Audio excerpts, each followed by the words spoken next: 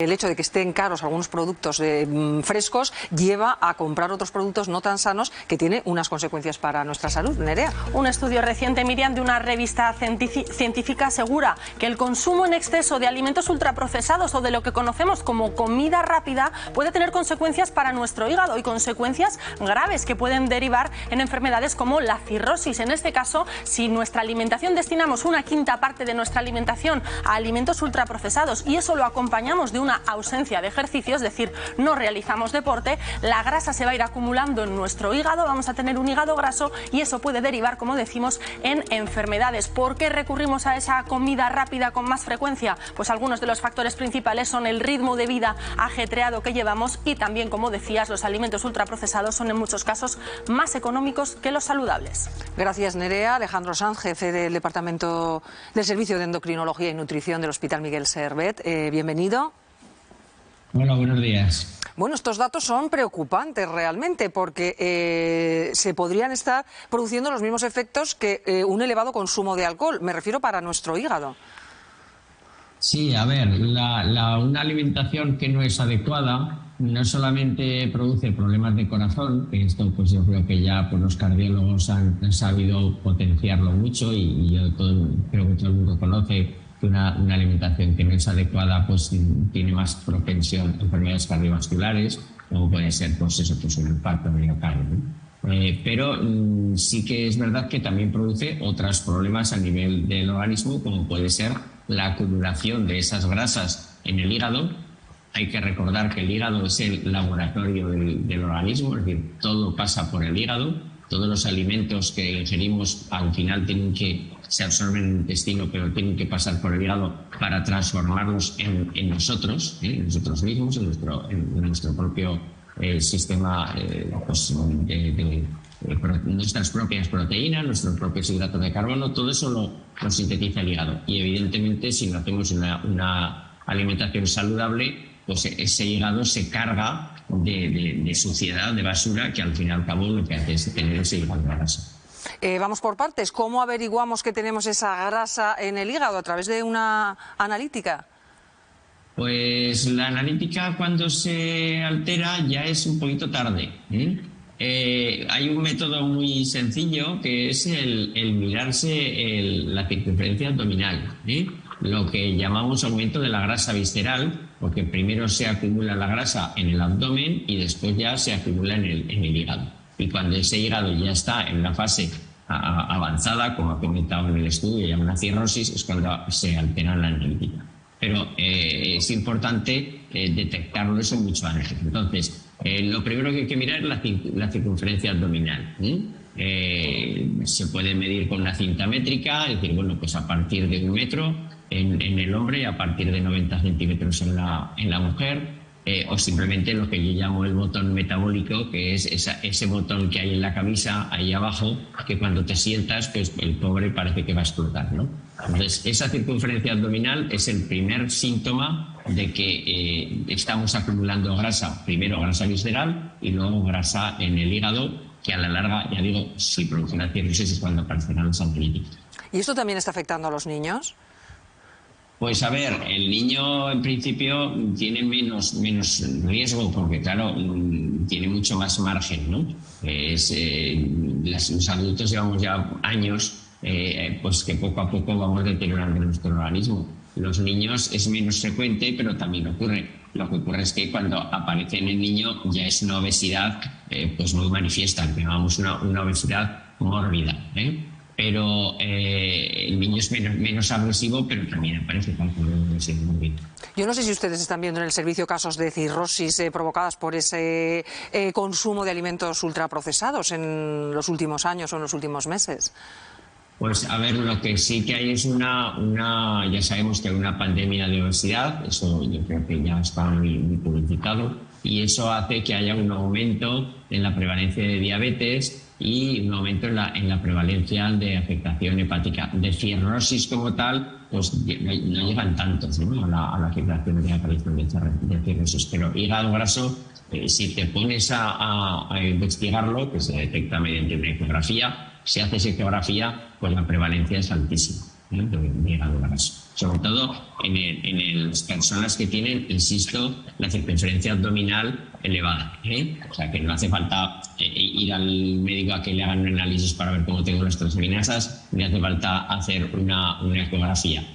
Si miramos la circunferencia abdominal, con eso ya vemos que tenemos mucho riesgo de que nos aparezca ese hígado graso. Si lo quieres confirmar, lo confirmas con una ecografía, pero el que tiene una circunferencia abdominal de 110, 120, cuando digo que el límite sería en metro, serían 100 centímetros, pues desde luego lo normal es que te salga hígado graso.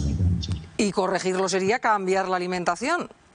Sí, fundamentalmente lo que hay que intentar es aumentar el consumo de alimentos naturales. Yo siempre digo que hay que comprar en el mercadillo, que no hay que comprar en el centro comercial. Pues sabemos que es mucho más cómodo, vas con el carro, aparcas el coche, llevas el carro al coche.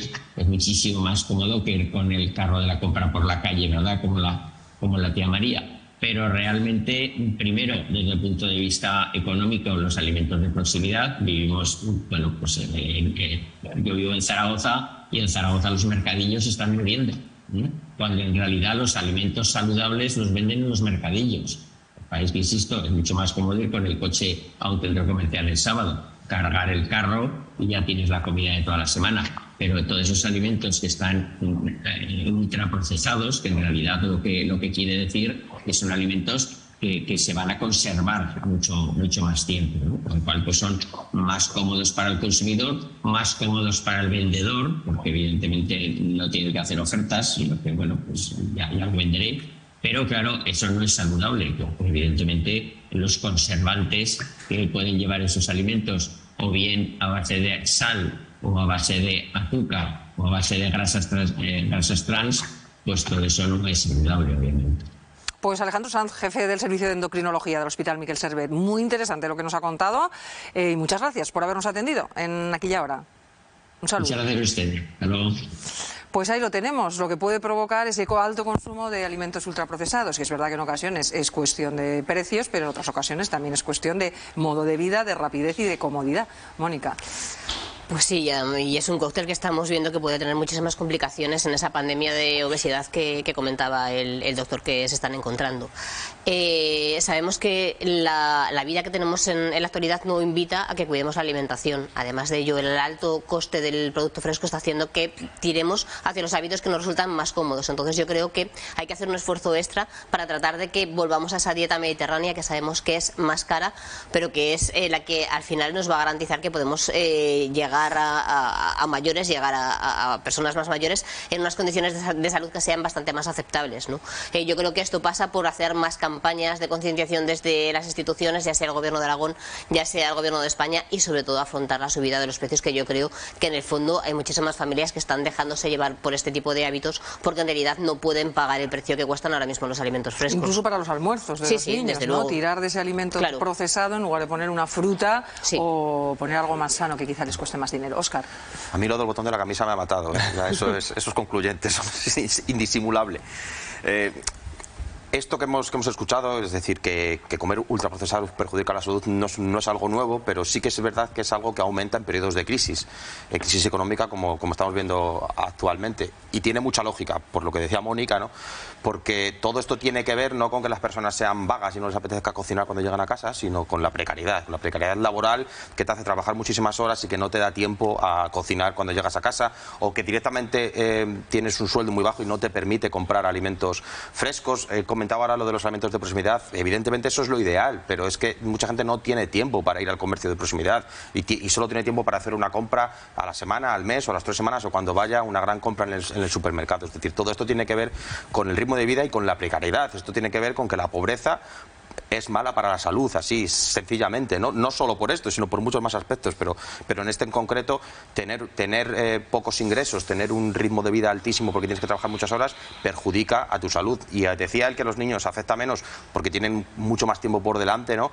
Es verdad, pero también es cierto que si tú te estás alimentando mal, seguramente a tu hijo o a tu hija también no le estarás alimentando como es debido. Lo decías tú ahora, Miriam, con el tema de los almuerzos, y eso puede provocar, por ejemplo, obesidad infantil, estamos viendo como un país como Estados Unidos, que han abusado de la comida basura desde mucho antes que nosotros. Hay problemas de obesidad infantil y ojalá no lleguemos en España a ese punto, pero eso es un problema de salud que puede afectar a los niños y que sí puede hacer que perdure en el tiempo.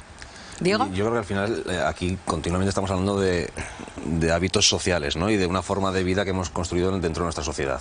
Entonces, pues yo creo que como todos los problemas que tratamos aquí, pues tiene varias aristas y tiene una difícil resolución porque hace falta la voluntad de muchas partes. Lo primero, la concienciación del ciudadano es saber de lo que es bueno para ellos y qué no, ¿no? Eso por un lado, pero tampoco se puede poner todo el foco ahí.